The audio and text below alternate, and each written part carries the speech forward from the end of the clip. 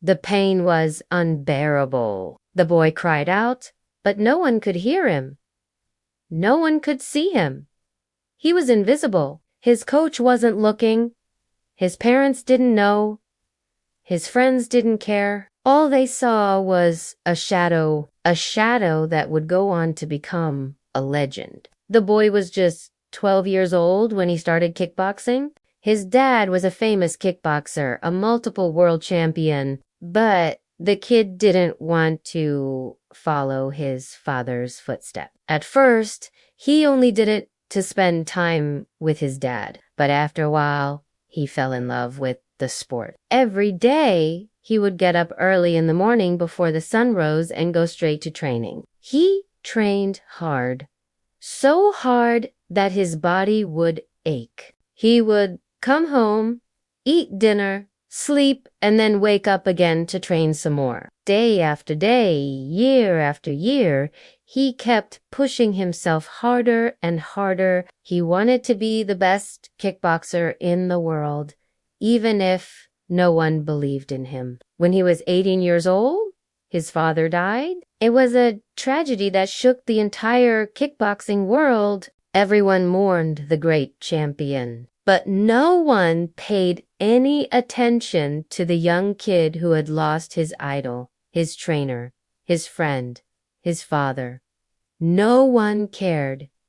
Everyone thought he would quit. But deep down inside, the boy vowed to carry on his father's legacy. He began training even harder than before. He was a natural talent, and now that he had no one holding him back, he could push himself to the limit. Every day he would jump on a plane and fly to Thailand to train in the world-famous Tiger Temple. There he learned from the best monks in the world, warriors who had dedicated their lives to martial arts. He trained for hours every day, sometimes even all night. He sparred with the best fighters in the world. He pushed himself to the breaking point and beyond, and slowly but surely he began to improve.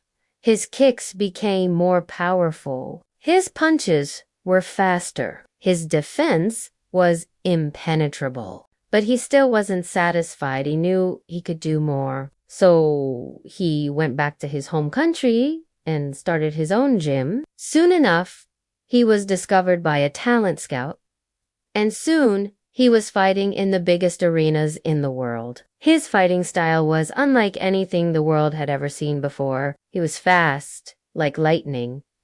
He was strong, like an ox. He was as unpredictable as a hurricane. People came from all over the world to see him fight. They called him the Hurricane Kid. He fought many great champions and beat them all, one by one.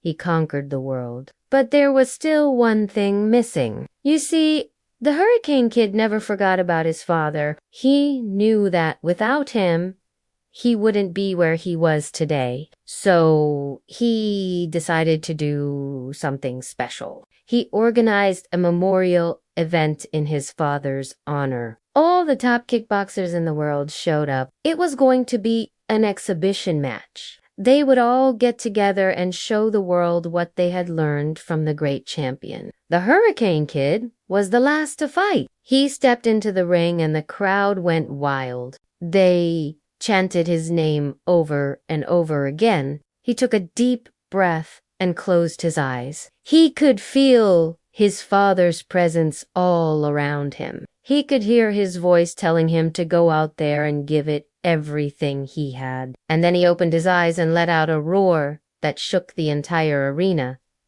He was ready. He was going to show the world what he had learned over all those years of training. But just as he was about to start, a young boy ran into the ring. He was just a kid, maybe 10 or 12 years old, but he was already showing signs of being a great fighter. The Hurricane Kid stopped and looked at him. The kid looked back and said, "I want to fight you." The Hurricane Kid was taken aback. He wasn't expecting this. But then he smiled. He knew that this was exactly what his father would have wanted. So he agreed to fight the kid. The crowd went wild. They had never seen anything like this before. A legendary fighter taking on a young challenger.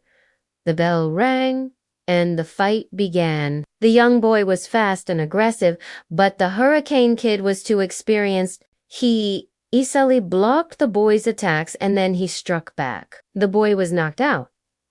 But the Hurricane Kid didn't stop. He kept on attacking until finally the boy's trainer threw in the towel. The Hurricane Kid had won, but he wasn't just fighting the boy. He was fighting for everyone who had ever doubted him, for everyone who had ever looked down on him. He was fighting for his father.